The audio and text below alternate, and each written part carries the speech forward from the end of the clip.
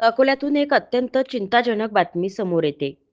रामनगर परिसरात गुरुवारी दुपारी एका बंद कॅफेला लागलेल्या भीषण आगीने संपूर्ण शहराला हादरून सोडले. ही आग केवळ एका दुकानाला लागलेली आग नव्हती, तर ती अकोलेकरांच्या जीवाशी खेळणाऱ्या अवैध कॅफे संस्कृतीचा भडका होता. रामनगरमधील सार्थक चिल्ड्रन हॉस्पिटलच्या अगदी समोर असलेल्या 3 मजली इमारतीत रोहित वडेवाला या कॅफेला आग लागली आणि हे कॅफे काही दिवसांपासून बंद होतं. पण आतमध्ये काय होतं? 5 गॅस सिलेंडर. हो, नियम धाब्यावर बसून निवासी इमारतीच्या ग्राउंड फ्लोअरवर या स्फोटकांचा साठा करण्यात आला होता.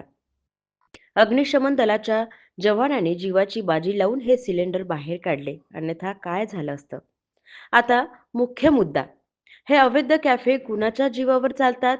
सिव्हिल लाईन पोलीस स्टेशन हद्दीत आज गल्ली बोळात असे शेकडो अवैध कॅफे सुरू आहेत, जिथे ना सुरक्षेचे नियम आहेत, ना अग्निशमन दलाचे, ना हरकत प्रमाणपत्र.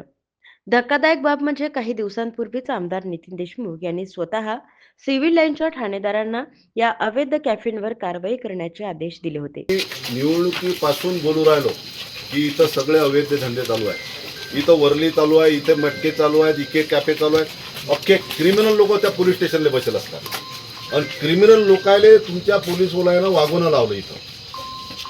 म्हणजे हमले जे होऊ राहिले ना, हे तुमच्या पोलीस लोकांच्या, तुम्ही कायदा सुव्यवस्थेला धरून राहत ना, क्रिमिनल तुम्ही लोक सोबत होतात, त्याचे परिणाम हे आहे. मात्र तरीही पोलीस ढिम्म हल्ले नाहीत.